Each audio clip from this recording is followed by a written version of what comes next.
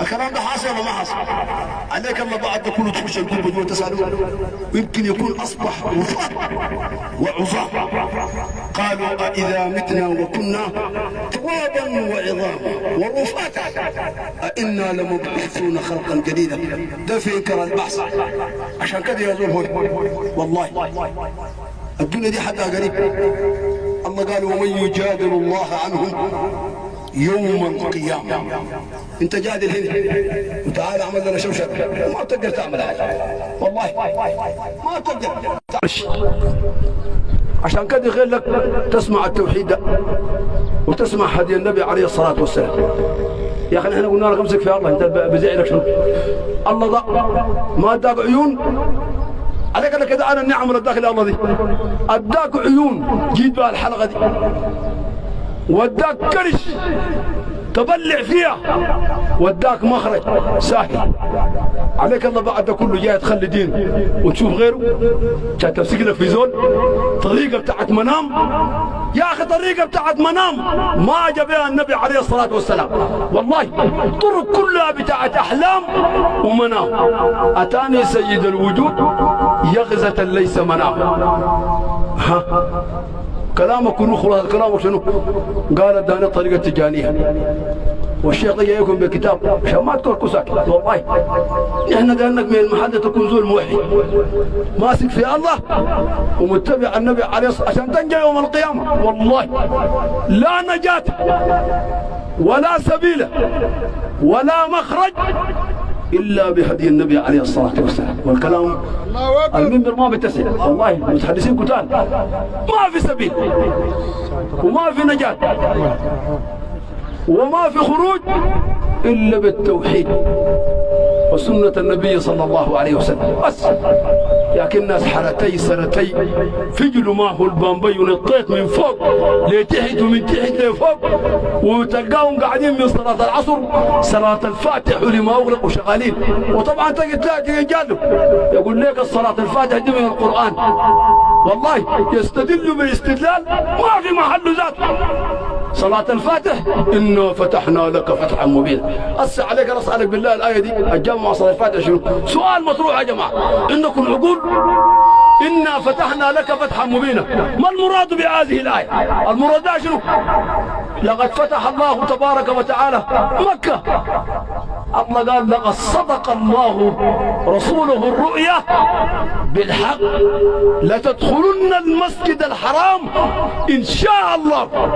دي الآية مراد بها كذي والآيات كثيرة والمنبر لا يتسع.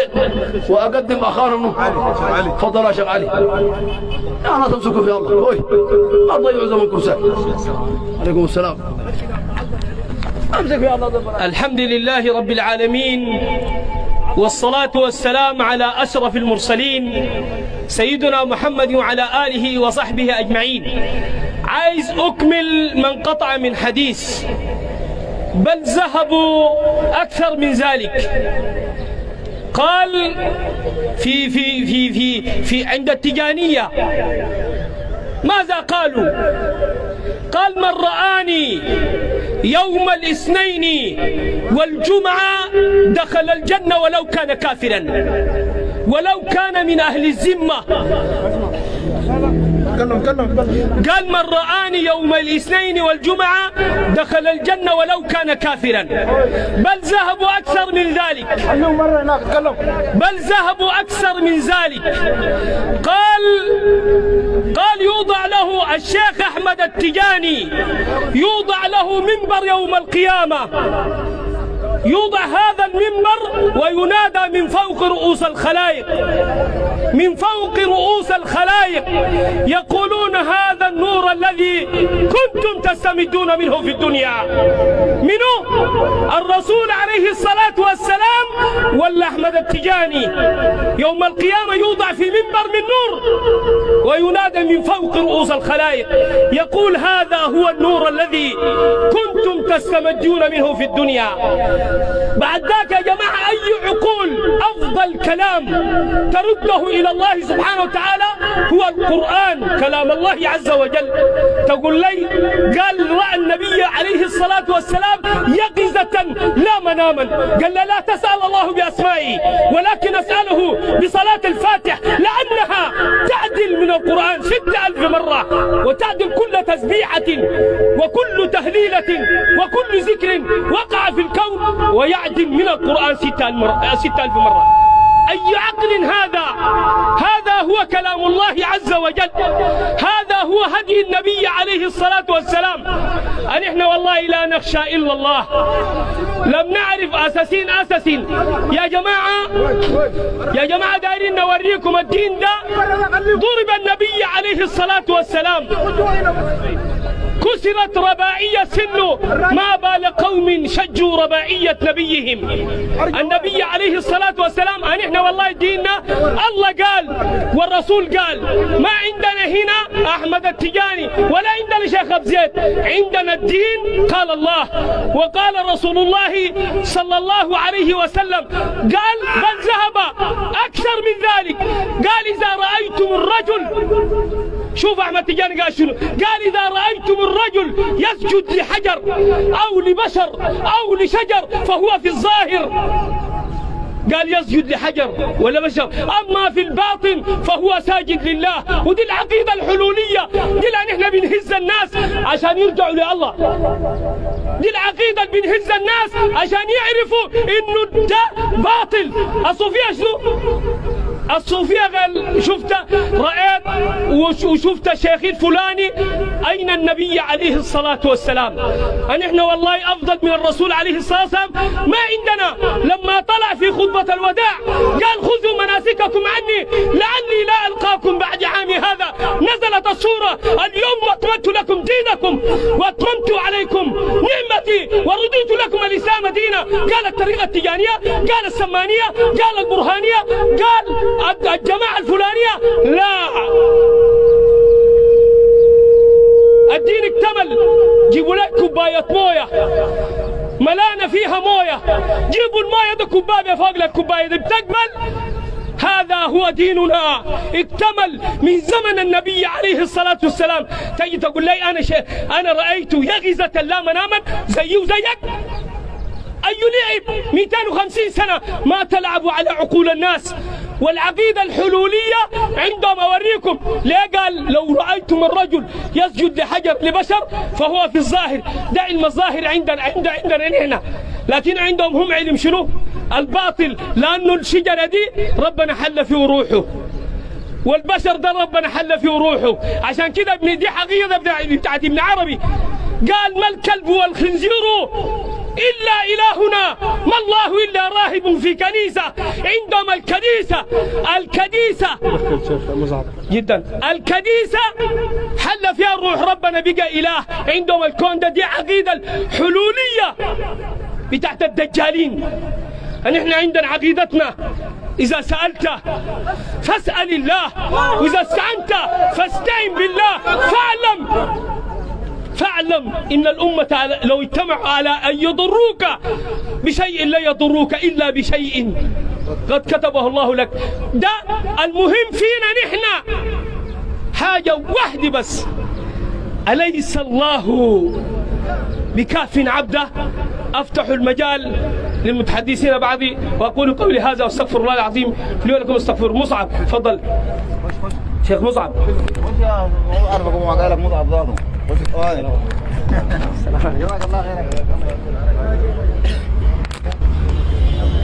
الحمد لله القائل في كتابه بل نقذف بالحق على الباطل فيدمغه فإذا هو زاهق ولكم الويل مما تصفون.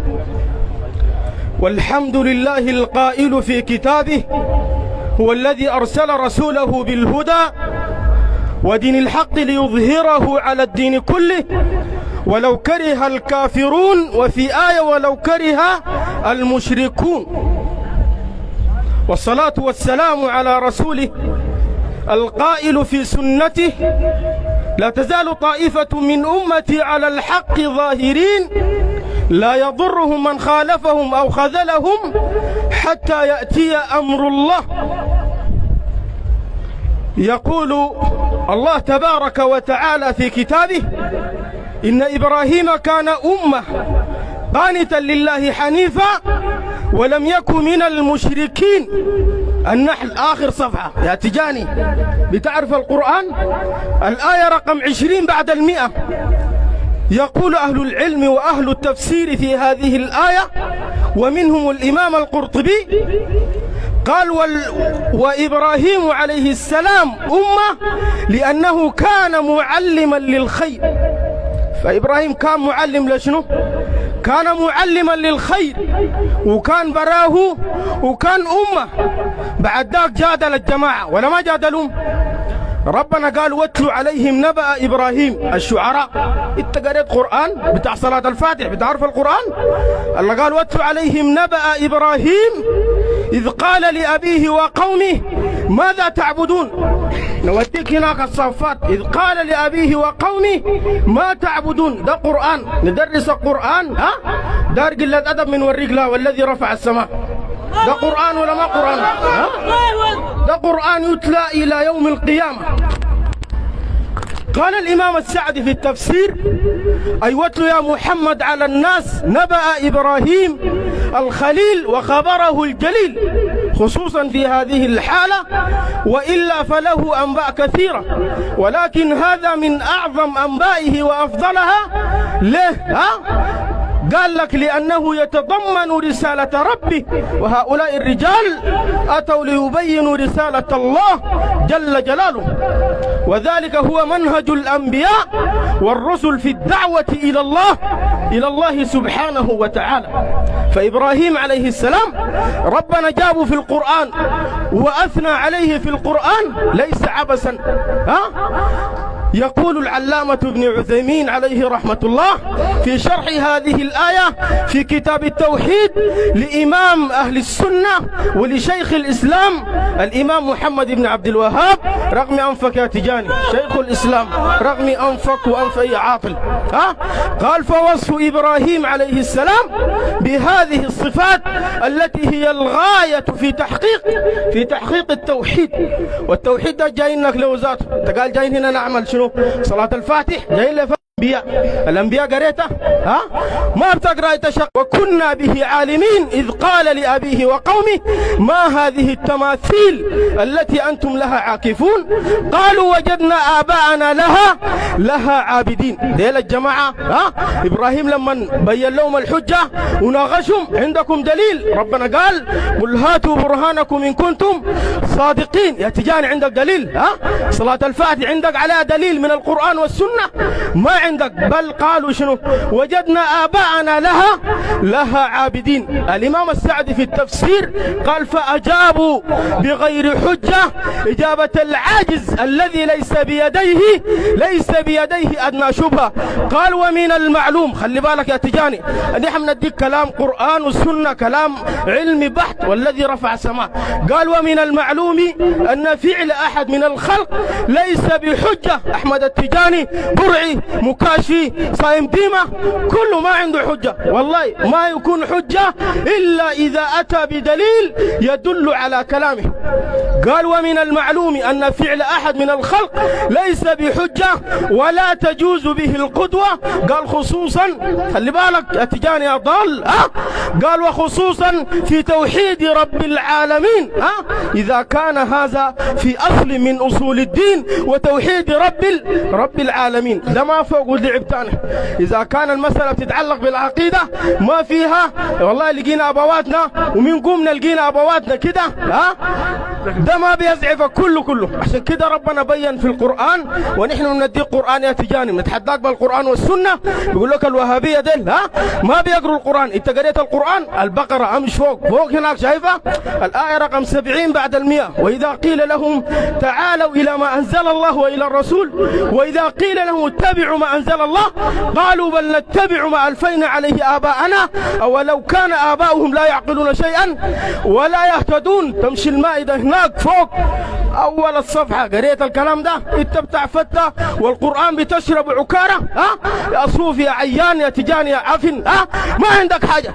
فوق الله قال وإذا قيل لهم اتبعوا ما أنزل الله قالوا بل نتبعه، وإذا قيل لهم تعالوا إلى ما أنزل الله وإلى الرسول قالوا حسبنا ما وجدنا عليه شنو آباءنا. ربنا قال ولو كان آباؤهم لا يعقلون شيئا ولا يهتدون. أمشي هناك الزخرف الصفحة الثانية تحت هنا، تعرف تحت الزخرف وما أدراك ما الزخرف. ربنا قال ما أتيناهم كتابا من قبله فهم به مستمسكون بل قالوا، وده دي الحجة بتاعت أي صوفي عاقل تجاني نقشبندي سماني كلهم، بل قالوا إنا وجدنا آباءنا على أمة وإنا على أثارهم مهتدون. أقلب الصفحة يا تجاني يا صوفي، العرفك بالقرآن شنو فوق.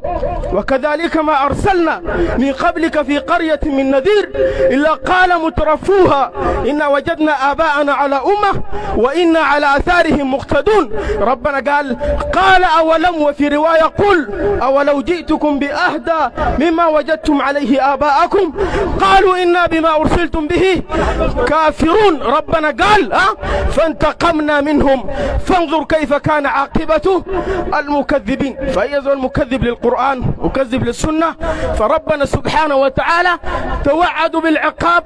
والله الكلام كثير ومن وراء متحدثين، لكن لهم كتاب يسمى فتح الرحمن فيما يحتاج إليه كل إنسان، إلا الإنسان صار سنة ما محتاج للكتاب ده. ده الكتاب بتاع تجانية، قال يكتب لطرد الجن في الصفحة رقم 38. قريت الكتاب ده يا تجاني يا درويش؟ قريته؟ جاء شيء لك عكاز ودار تنطط وتكورك، والذي رفع السماء ناكلك أكل حي نم نم نم تمشي تبقى مارك تلعب ولا شنو؟ ما تخوفنا؟ يا زول ما بتخوفنا. الذين قال لهم الناس إن الناس قد جمعوا لكم فاخشوهم فزادهم إيمانا وقالوا حسبنا الله ونعم الوكيل. والذي رفع السماء قال يكتب لطرد الجن، دار اديك الخزوع بلدي ونبقى مارك. قال تكتب تطاطس، تعرف تطاطس؟ في حاجة اسمها تطاطس في السنة. قال الهاطس طماطس تعاطس تطاطس. تطاطس بتاع شنو؟ أمرك برا، ده لا قرآن ده لا قرآن ولا سنة. والذي رفع السماء. نكتفي بهذا القدر. دار شغل دار لعب الله نوريك له، دار تلعب ده دين وما أدراك ما الدين. بس دقيقة حاجة ده دقيقة أتكلم يا الحمد لله رب العالمين، والصلاة والسلام على رسول الله الأمين وعلى آله وصحبه الطيبين الطاهرين ومن سار على نهجه واقتفى بأثره إلى يوم الجمع والدين. أول حاجة يا إخوان هوي عندنا كلام لإخواننا السلفيين. أي سلفي ما التفت لأي جوطة برا كويس. واحد اثنين زول خش الحلقة دي جوا هنا سلفي ما سلفي نحن ما بنعرفه، والله ما يلوم إلا نفسه. والله ده تحذير يا إخوان، ولا عذر لمن أنذر. وشوف الحلقة دي تجاني برعي صايم ديمة مكاشفي ركاني، انت مش معتقد فيه الولاية بتكورك مالك نادي خليه يعمل حاجة. والله الصفة دي ما يعمل تعتكر عنا ده كلهم بإذن الله جل وعلا. والحجة عندنا قائمة على كتاب الله جل وعلا وعلى سنة النبي صلى الله عليه وسلم. ونحن الحلقة دي مما أعلناها قلنا لإخواننا ده اسمه الزحف السلفي، ما قلنا لهم الأكل السلفي، قلنا اسمه الزحف السلفي. انت كسلفي نحن نوجه لك رسالة بترجف ما تجي هنا. نحن دايرين سلفي راجل، دايرين سلفي النار دي ترعها، دايرين سلفي على نهج عمر بن الخطاب رضي الله عنه، لأن النبي صلى الله عليه وسلم قال لعمر ما تركت فجا وإلا الشيطان سلك فجا غير الذي سلكته. انت التجاني شغلتك مع شنو؟ التجاني في فاس جدك ابوك بتدافع لعمك، عندك مع شنو يا اخي؟ دافع الى النبي صلى الله عليه وسلم، دافع الى النبي مالك، النبي ما مالي عينك. التجاني افضل من الرسول عليه الصلاة والسلام. نحن يا اخي بنقول الله قال وبنقول الرسول قال، وديل وحيين معصومين ارسلهم الله جل وعلا إلى النبي صلى الله عليه وسلم: جبريل أنت جاي ليلة التجاني يصحى ينوم يقول الرسول كلمني؟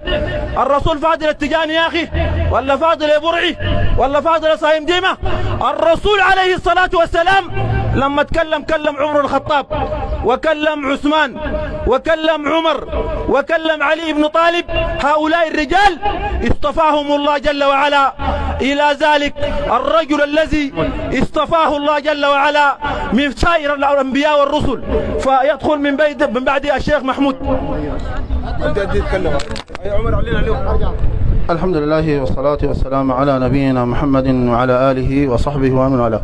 أولا نعلن على أن يوم الجمعة إن شاء الله ستكون مناظرة بين أنصار السنة والتجانية، وإن شاء الله حتكون محمية بالشرطة. ونحن بعد الحلقة دي إن شاء الله حيكون في ناس ممثلين من التجانية ومن أنصار السنة لتوصيل المناظرة، لأن المناظرة هي يا إما هؤلاء على باطل يا إما على حق، ما في تاني حاجة في النص. فالمناظرة إن شاء الله يوم الجمعة نحددها إن شاء الله من أنصار السنة إن شاء الله حنحددها في القسم مع الجماعة والناس اللي بيمثلوا لنا. ايوه في اغوال احمد التجاني قالوا هم كلام اللي هو بتاع صلاة الفاتح وجوهرة الكمال والمواضيع. فان شاء الله حتكون المناظرة مع هؤلاء الاشعرية الذين يدعون الأصحاب. الحمد لله والصلاة والسلام على نبينا محمد وعلى آله وصحبه ومن والاه. يقول الله عز وجل: وكذلك نفصل الآيات ولتستبين سبيل المجرمين. فهذه الآية تكشف عن المجرمين وهم الذين يضلون الناس باسم الدين. فلذلك يقول الله عز وجل: وأن هذا صراطي مستقيما فاتبعوه ولا تتبعوا السبل فتفرق بكم عن سبيله ذلكم وصاكم به لعلكم تتقون. قال ابن مسعود رضي الله عنه: خط لنا رسول الله صلى الله عليه وسلم خطا مستقيما في الأرض، ثم خط خطوطا معوجة جانبي هذا الخط وقال: هذا سبيل الله، وعلى هذه جانب هذا السبيل الطرق، وعلى كل سبيل شيطان يدعو إليها. فحذر النبي صلى الله عليه وسلم من التفرق فقال: منيبين إليه واتقوه ولا تكونوا من المشركين من الذين فرقوا دينهم وكانوا شيعا كل حزب بما لديهم فرحون. فلذلك هذه الطرق التي ضلت الناس عن الطريق المستقيم وعن هدي رسول الله صلى الله عليه وسلم وعن أذكار رسول الله صلى الله عليه وسلم فيتبعون فيها الرجال، وهم لم يغشوا هؤلاء الأتباع والمريدين، بل قالوا لهم هذه الطرق أو هذه الطريقة ليست طريقة رسول الله بل طريقة التجاني. ووراك في الدنيا دي عشان بعد ذلك ما تتخدع، وراك ده قال لك طريقته طريقة التجاني ما طريقة الرسول صلى الله عليه وسلم. عشان كده ربنا سبحانه وتعالى قال: وأن هذا صراطي مستقيما فاتبعوه ولا تتبعوا السبل فتفرق بكم عن سبيلي. فنحن جينا هنا ندافع عن الرسول صلى الله عليه وسلم وعن سنته، وندافع عن توحيد الله جل وعلا وأن يعبد الله. جئنا لنخرج العباد من عبادة العباد إلى عبادة رب العباد. فنحن هنا جئنا نمسك في الله جل وعلا. عشان كده ربنا سبحانه وتعالى قال: ها أنتم هؤلاء جادلتم عنهم في الحياة الدنيا فمن يجادل الله عنهم يوم القيامة أم من يكون عليهم وكيلا. هؤلاء جادلوا عن مشايخهم وعن هؤلاء المشايخ، ونحن جادلنا عن الله جل وعلا وجادلنا عن رسول الله. فأي الفريقين أحق بالأمن؟ الله خير أم ما يشركون؟ الله خير ولا بتنادي الناس، بتنادي الأموات. لذلك قال الله عز وجل: قل من رب السماوات والأرض قل الله قل أفاتخذتم من دونه أولياء لا يملكون لأنفسهم نفعا ولا ضرا. قل لا يستوي الأعمى والبصير ولا الظلمات والنور. فلذلك ربنا سبحانه وتعالى ذم هؤلاء المشركين الذين ينادون غير الله جل وعلا. فلذلك لا بد لنا أن نحقق معنى التوحيد. فصعد النبي صلى الله عليه وسلم وهو وحده في جبل الصفا فنادى فقال وصباحا وصباحا، فاجتمع الناس فامتحنهم فقال لهم لو قلت لكم أن وراء هذا الجبل عدو مصبحكم أو ممسيكم أكنتم مصدقين؟ قالوا ما عهدنا عليك كذبا قط. قال قولوا لا إله إلا الله تفلحوا، ففلاحنا ونجاتنا وسعادتنا بلا إله إلا الله. لذلك هؤلاء هذه الكلمة بالنسبة لهم كلمة عظيمة في صدورهم. ربنا قال كبر ما تدعوهم إليه، وإذا ذكرت ربك في القرآن وحده ولوا على أدبارهم نفورا. فلذلك لا بد أن نقرر. وشوف ما في زول من أهل التوحيد بخاف. نحن ديل ما جينا عن طريق خلاوة، والله نحن جابتنا الدعوة بتاعت التوحيد دي. تقال نحن جينا عشان خلاوة؟ نحن ما جينا عشان خلاوة، نحن جينا مفتحين. دخلنا الدرب ده مفتحين، كنا بتاعين طرق، وكنا تجانية، كنا ونعرف عن التجانية. ما جينا ساكت، نحن جينا ببصيرة. قل هذه سبيلي أدعو إلى الله على بصيرة أنا ومن اتبعني وسبحان الله وما أنا من المشركين. فصلى اللهم على نبينا محمد. وأخي بكري الحمد لله رب العالمين، والصلاة والسلام على أشرف خلق الله أجمعين نبينا محمد وعلى آله وصحبه وسلم تسليما كثيرا مزيدا إلى يوم الجمع والدين. السلام عليكم ورحمة الله وبركاته.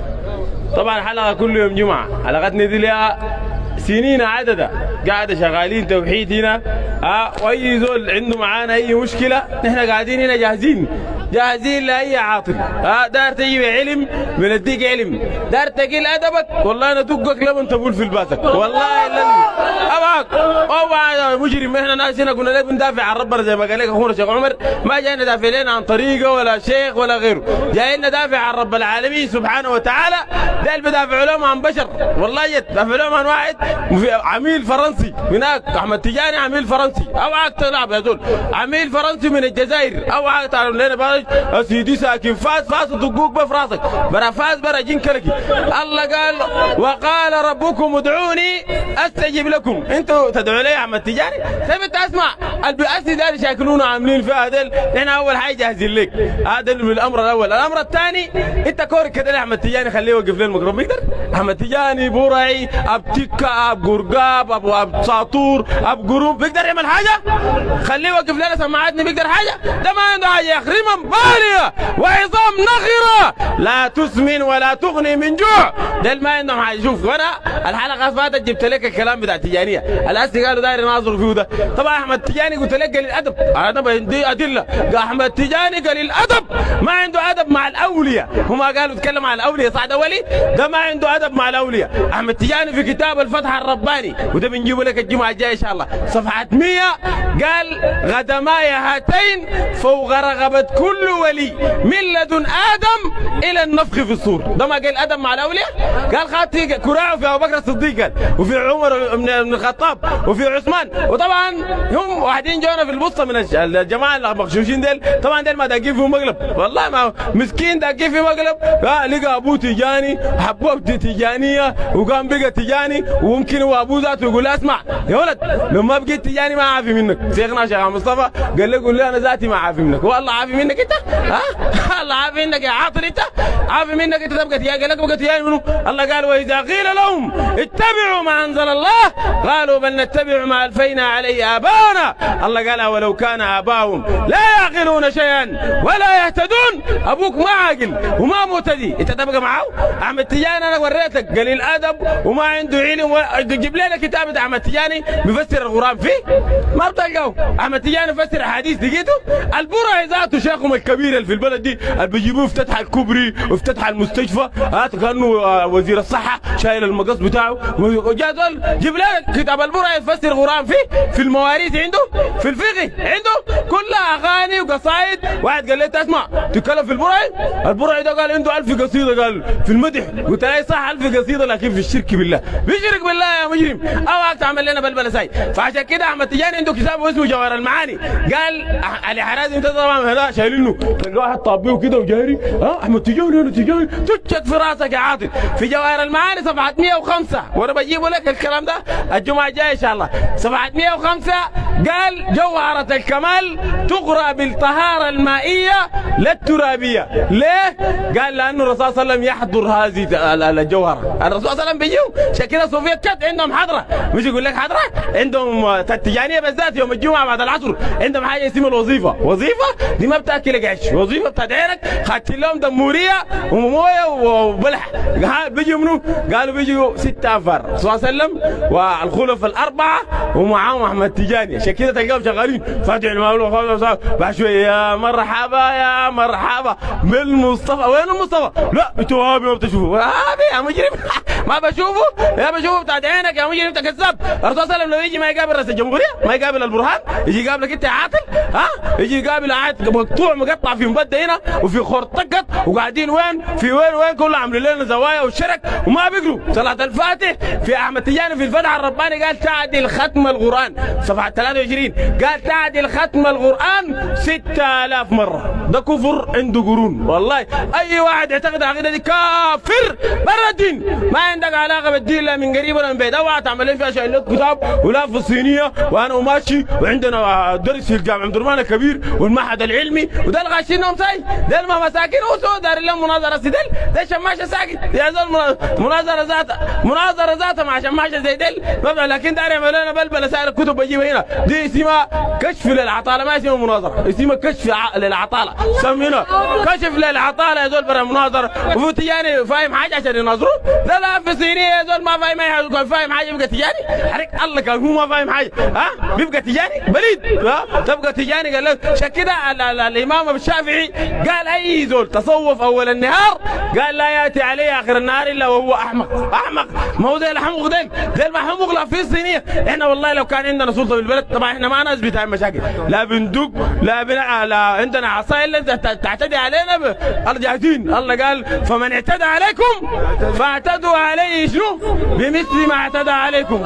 عشان ما بغشك يا جماعه دي احنا جاهزين. لكن ادار الديك احنا شغالين هسي لحد ما التمكين يجي. التمكين ما بتاع الشيوعيين ده التمكين بتاع ربنا ما بيجي. الله قالوا في آية الوعد وعد الله الذين آمنوا منكم وعملوا الصالحات لا يستخلفنهم في الأرض كما استخلف الذين من قبلهم ولا يمكنن لهم دينهم الذي ارتضى لهم ولا يبدلنهم من بعد خوفهم أمنا. يعملوا شنو؟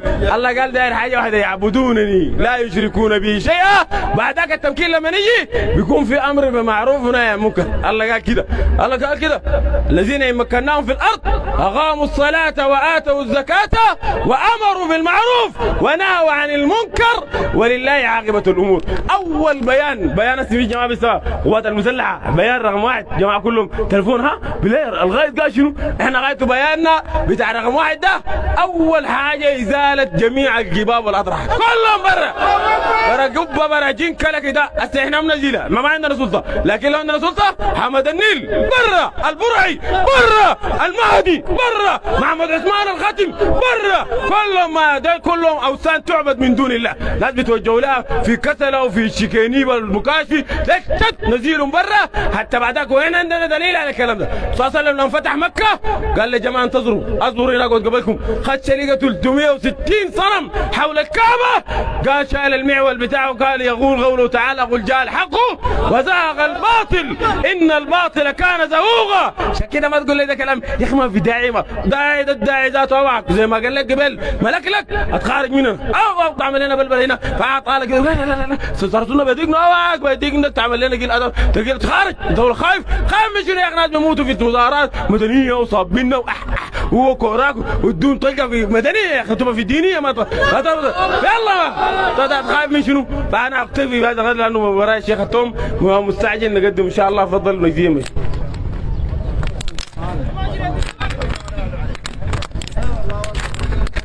الحمد لله رب العالمين والصلاة والسلام على رسولنا الأمين. أسأل الله يا أخوان كما جمعنا في هذه الدنيا الفانية وفي هذا المكان أن يجمعنا في جنات النعيم على سرر متقابلين يا رب العالمين. يقول ابن قدامة المقدسي قال من جلس إليك تعلمه وصاحب فضل عليك لأنه أعطاك عقله وقلبه وأرضا تغرز فيها. فدي نعمة يا أخوان كون ذول يجلس ويسمع وفي السمع يسمع توحيد افضل علم هذه نعمه ما بعد نعمه. عشان كده يا اخواننا قيس نفسك.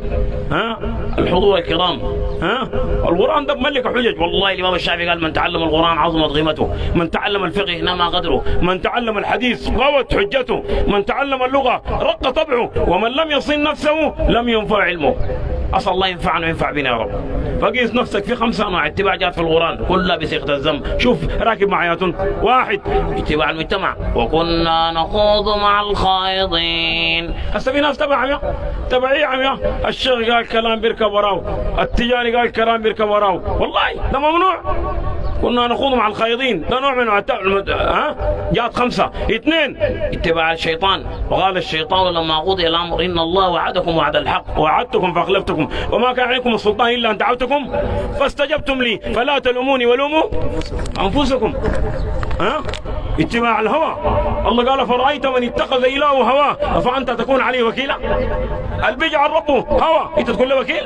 هسه في ناس علي بن طالب قال أخاف على أمة النبي 2 اتباع الهوى وطول الأمل. قال أما اتباع الهوى فيصدك عن الحق، زول عنده هوى ما بيقبل الحق نهائي، وأما طول الأمل فينسيك الآخرة. هسه الدور الرامي قدام ما بكون جايب خبر نهائي. عشان كده دي أنواع الاتباع، اتباع الهوى، اتباع الشيطان، اتباع الأجداد والآباء. إذا قيل لهم تعالوا وإذا قيل لهم اتبعوا ما أنزل لكم ربكم قالوا حسبنا ما وجدنا عليه. وأبوك ده كان غرقان أسيل دار تغرقني معه، هو شوف شغلتك. وده الاتباع الخامس، ده الخطر، ده عليه في المجتمع. كيف في ناس ما برضون هاي اتباع السادات الكبراء. يوم تغلب وجوه في النار يقولون يا ليتنا أطعنا الله وأطعنا الرسول. كنتوا تطعنوا؟ قالوا ربنا إنا أطعنا. يا مالك وركض لسه تفكر منك هذول. قالوا ربنا إنا أطعنا سادتنا وكبرانا ضللونا الطريق. الرأي ربنا آتهم ضعفين من العذاب ولعنهم لحنا. دبلون يا جماعة، دبلون. الله قال هنا في الأعراف لكل ضعف ولكن لا كل ذو عنده أبنص فريش، لكن أنتم ما جايبين خبر. الله قال كده. القرآن ده كلام وراه، والله الذي لا إله إلا هو. ده مش تعتقد ينفع وضر غير الله تضيع زمنك وتروح في أساي. القرآن ده خلى حاجة يا أخي. ربنا قال يوم نحشرهم جميعا ثم نقول للذين أشركوا أين شركاؤكم الذين كنتم ناس كنتم بتنادون ديل وين ثم لم تكن فتنتهم إلا أن قالوا والله ربنا ما كنا مشركين. والله هنا عليه الطلاق وحرم وحاط الرسول وحاط القعدة دي وحاط كتي وحاط النهار ده وحاط الصيام ده وحاط أحمد التياني، لكن قدام الله والله لم فيها خشمة كمان. والله ربنا ما كنا مشركين. الله قال للرسول انظر كيف كذبوا على انفسهم. انت كذبت علينا. الله قال للرسول انظر كيف كذبوا على انفسهم. شكل القران ده مملك حجج. القران ده لما تقرا بتدبر بترتاح. يا اخي ربنا قال يوم نحشرهم جميعا ثم نقول للذين اشركوا مكانكم انتم شركاؤهم اتخذوا لكم قبلك فزينا بينهم وقال شركاؤهم ما كنتم ايانا تعبدون. قدام الله نكرك عليه يقول الله يا جماعه. السزول ده شغال معاي في شغل وفي برنامج وفي النهايه نكرته ما حر يا جماعه. ده قدام الله ينكروك هالراجل شنو نكرك قدام الله. فكفى بالله شهيدا بيننا وبينكم ان كنا عن عبادتكم لغافلين. الليله الله شاهد. تتكلم الله شاهد. يا الموضوع ده القران ده مملك حجج. يا اخي عليك الله. شو القران ده قال لك شنو هناك سوره 7 ولو ترى اذا الظالمون موقوفون عنده واقفين قدام الله يرجع بعضهم الى بعض القول. كل واحد يقول للثاني منك انت ضللتني انت سويت لي انت. ده قدام الله. يقول الذين استضعفوا للذين استكبروا لولا انتم لكنا مؤمنين. والله لو ميتوا كان نحن كنا مؤمنين. ده قدام الله. قال الذين استكبروا للذين استضعفوا أنحن صددناكم عن الهدى بعد إذ جاءكم بل كنتم مجرمين. أنا 60 سنة شغال معاك يا صار الليل لا قرض قرش تقول لي مجرم قدام الله. لكن لما حر الشيخ يا زلمة شوف شغلتك. طيب رد له قال لك مجرم. شوف بيقول له شنو؟ قال الذين استضعفوا للذين استكبروا بل مكر الليل والنهار يستأمروننا أن نكفر بالله ونجعل له أندادا وأصروا الندامة لما رأوا العذاب وجعلنا الأغلال في أعناق الذين كفروا هل يجزون إلا بما كانوا يعملون. والله شغل هناك اعمل حسابك. اوعى ركب الكتاب ده والسنه على فهم سلف الامه. عندك والله في الدنيا دي 60 70 سنه، رسولنا قال عذر الله امرئ بلغه العمر 60. ادوك 60 سنه وما عرفت الحاصل، لا تعرف 200. عشان كده الشاعر قال ابن العشره صبي لم يحتلم، وابن العشرين طائر لم يلزم، وابن الثلاثين للنساء مغرم. السيد اللي تم 30 سنه مما تجي ما الشاب يقول عين فيها، صح يا جماعه؟ كلهم بعينه والله. وابن الأربعين أسد بلغم، وابن الخمسين للرأي مقدم، وابن الستين شيب معمم، وابن السبعين سقيم لم يزغم، وابن الثمانين لحم على وضم، وابن التسعين مرفوع عنه الغلم. ونقول كان الشيخ ابن عثيمين قال يمكن تدرك 120 والقلم يرفع منك. وابن المية ميت يتكلم. والله يا اثنين حبوباتنا ياسين في الجزيرة من تكية دي صاموا تنقف والخشم فجدت مطالب شرعيا الخمسه تطلع منها، تبع على جاد الاباء برا، تبع على السادات الكبرى برا، تبع المجتمع برا، تبع الهوى برا، تبع الشيطان برا. تركب وين؟ تابعوا ما انزل اليكم من ربكم قران. تابعوا ما انزل اليكم من ربكم قران. اثنين تبع الرسول ان تطيعوه وما على الرسول الا البلاغ. تشوف النبي نام كيف، صلى كيف، ما تجيب لك حاجات من عندك. ورب الكعبه اي ذكر ما في ختم النبي تتحاسب عليه. اي ما اسالكم بالله، زول يقول لك احمد التجاني قال، وزول يقول لك الرسول قال. تركب وين؟ اركبوا يركبكم في الفردوس. يا رب يركبكم في الفردوس. لانه يقدر يقدم الرسول على يقدم البشر قدام الرسول.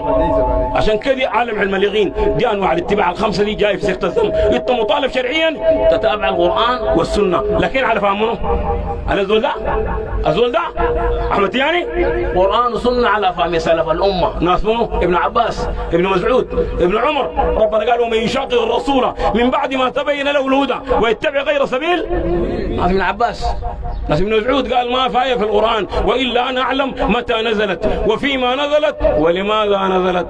تقول لي ابوي قال يا شيخ يا ذول القرآن ده واضح. تركب كتاب وسنة على فهم سلف الأمة.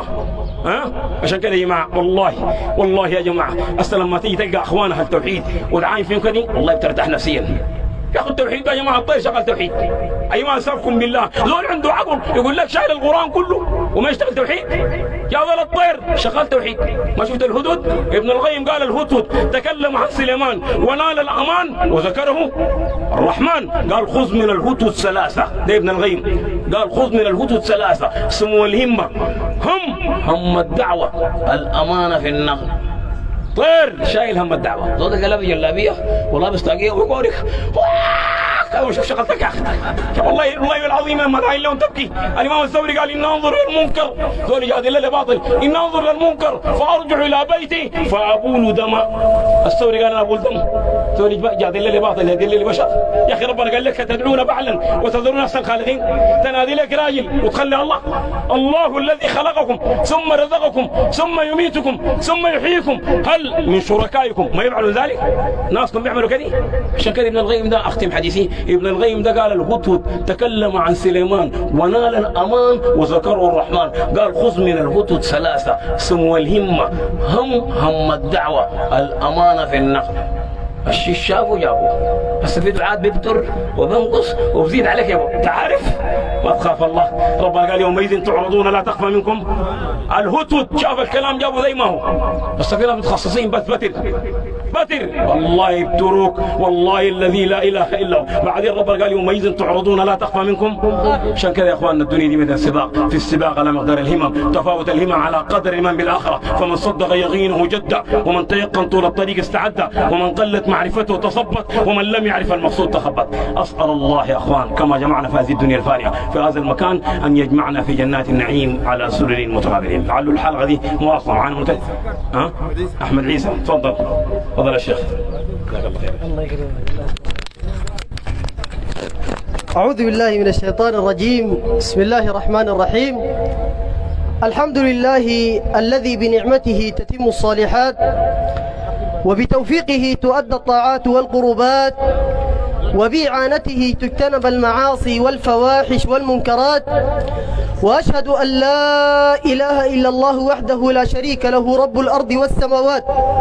وأشهد أن محمدا عبده ورسوله وصفيه من خلقه وخليله، أرسله الله سبحانه وتعالى بين يدي الساعة إلى كافة الناس بشيرا ونذيرا وداعيا إلى الله بإذنه وسراجا منيرا، فصلى الله عليه وعلى آله وصحبه وسلم تسليما كثيرا مزيدا. ثم أما بعد، يقول ربنا سبحانه